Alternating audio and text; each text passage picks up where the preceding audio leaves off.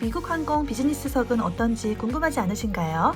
칸쿤 여행기 첫 번째 영상으로 LA에서 칸쿤으로 가는 비행기와 라운지를 보여드리겠습니다.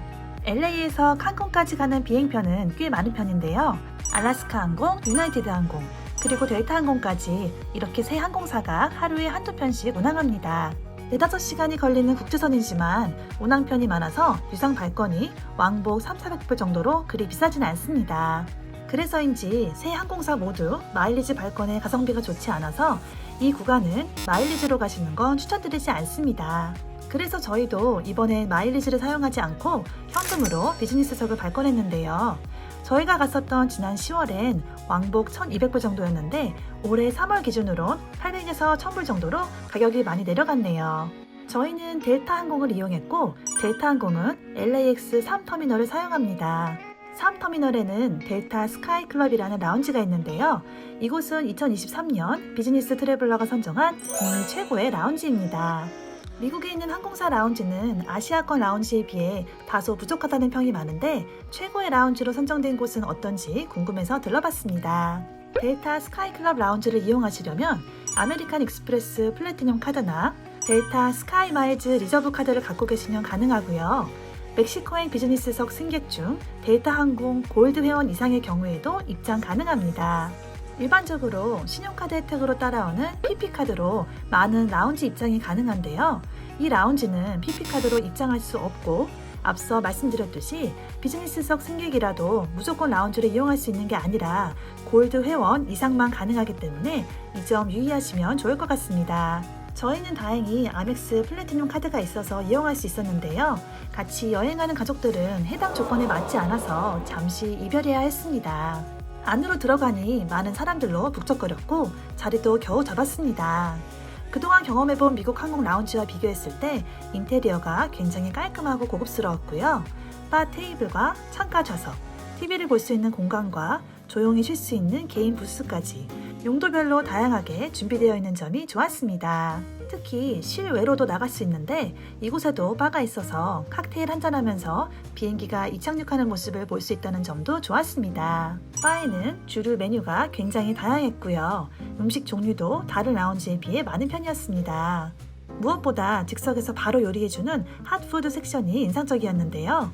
그 중에서도 타코가 가장 인기가 많았습니다. 토르티아와 계란을 즉석에서 따뜻하게 만들어주면 취향에 맞게 토핑을 얹어 먹으면 되는데요. 멕시칸 음식을 좋아하는 저로서는 너무나 행복했습니다. 키오스크에서 샤워실도 예약할 수 있는데요. 차례가 되면 등록한 이메일이나 휴대폰 번호로 연락이 옵니다. 샤워실엔 샴푸와 바디워시, 수건과 헤어드라이어까지 호텔 못지않은 퀄리티로 완벽히 준비되어 있고요. 라운지를 나갈 때 아이에게 키즈 어메니티로 작은 선물도 주셔서 감사했습니다. 그동안 경험했던 미국 항공 라운지는 음식은 많이 없고 와이파이 이용이 가능한 잠시 쉴 수 있는 곳이었는데요. 여긴 북미 최고의 라운지라는 명성만큼 확실히 다른 곳에 비해 모든 면에서 더 뛰어났던 것 같습니다. 이제 델타 비즈니스석을 보여드리도록 하겠습니다. 칸쿤까지 4시간 반 정도의 짧은 거리이기도 했고 비행기 자체도 구형이라 비즈니스석 특유의 고급스러움은 없었습니다. 의자도 180도로 뉘어지는 좌석은 아니었지만 넓고 푹신했기 때문에 단거리 여행으로 부족함은 없었고요. 스크린은 좀 작긴 해도 컨텐츠가 정말 많아서 지루할 틈이 없었습니다. 이륙하고 점심이 준비되는 동안 가벼운 간식과 이어폰이 먼저 제공되었습니다. 점심 메뉴는 사전에 델타 항공 앱에서 미리 메뉴를 보고 주문할 수 있는데요.